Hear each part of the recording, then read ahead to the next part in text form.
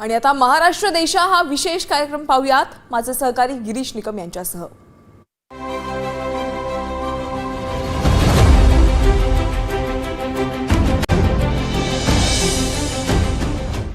नमस्कार, मी गिरीश निकम। महाराष्ट्र देशा या विशेष कार्यक्रमात आपल्या सर्वांचं स्वागत।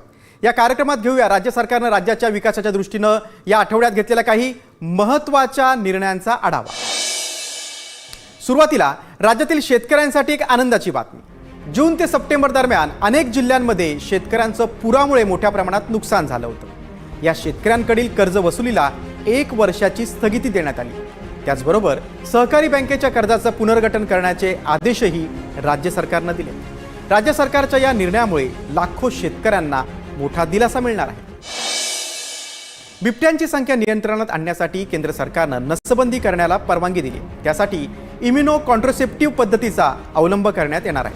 सध्या केवळ जुन्नर वन परिक्षेत्रापुरतीच ही परवानगी मिळालेली आहे।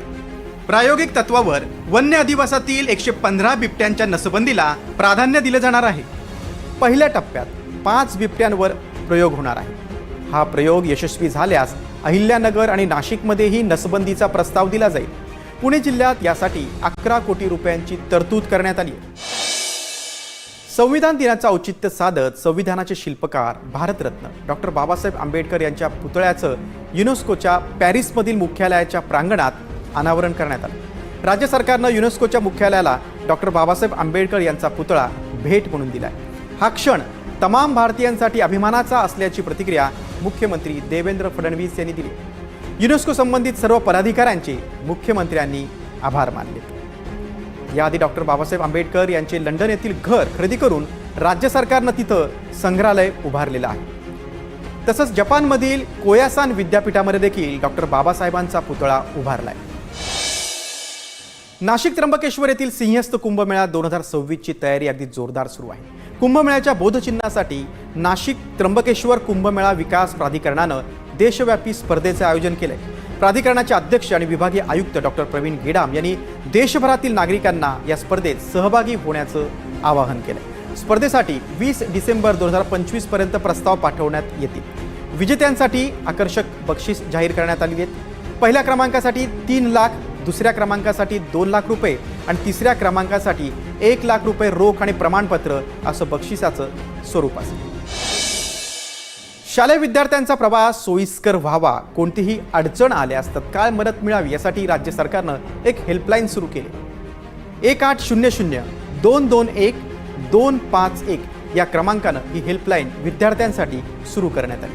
शाळा तसंच महाविद्यालयातील विद्यार्थी आणि विद्यार्थिनींना एसटी प्रवासात काही अडचण आली किंवा बस वेळेवर आली नाही किंवा अचानक रद्द करण्यात आली तर योग्य मदत मिळावी यासाठी एसटी महामंडळानं ही हेल्पलाईन सुरू केली। तब्बल 14 वर्षांच्या प्रतीक्षेनंतर मीरा भाईंदरच्या रहिवाशांना मेट्रो सेवा मिळणार आहे। परिवहन मंत्री प्रताप सरनाईक यांनी याची माहिती दिली। मीरा रोडमधील दहिसर ते काश्मीरा दरम्यान असलेल्या मेट्रो मार्गिकेचं काम पूर्ण झालंय। लवकरच ती प्रवाशांच्या सेवेत दाखल होईल। IAS अधिकारी राजेश अग्रवाल यांनी राज्याच्या मुख्य सचिव पदाचा पदभार स्वीकारलाय। मावळते मुख्य सचिव राजेश कुमार यांच्या निवृत्तीनंतर 1989 बॅचचे अग्रवाल या सर्वोच्च प्रशासकीय पदावर त्यांची आता नियुक्ती झालेली आहे। अग्रवाल यांनी राज्य आणि केंद्र सरकारमध्ये विविध प्रशासकीय पदं भूषवलेली आहेत। तसंच तंत्रज्ञान, वित्त आणि प्रशासन या क्षेत्रात त्यांचा व्यापक अनुभव आहे। National book trust India, zero mile youth foundation आणि महाराष्ट्र शासन यांनी एकत्रितपणे आयोजित केलेल्या नागपूर पुस्तक महोत्सवात कोट्यावधींची उलाढाल झाली।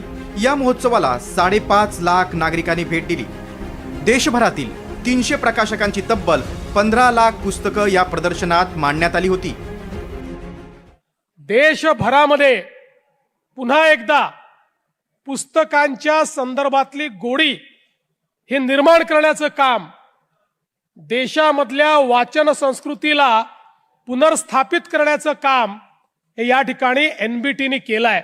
वेगवेगळे दोहे पाहिलेले आहे, साहित्य पाहिलेले आहे आणि वेगवेगळे इंग्लिशचे पुस्तक पण पाहिलेले आहे। त्याच्यात मॉरल स्टोरीज आहे, काही शिकू शकता आम्ही। छान छान पुस्तके आहे इथे, म्हणजे आपण मोबाईल न बघता पण आपण पुस्तक बघू शकतो, हे आम्हाला आज पाहायला मिळालं।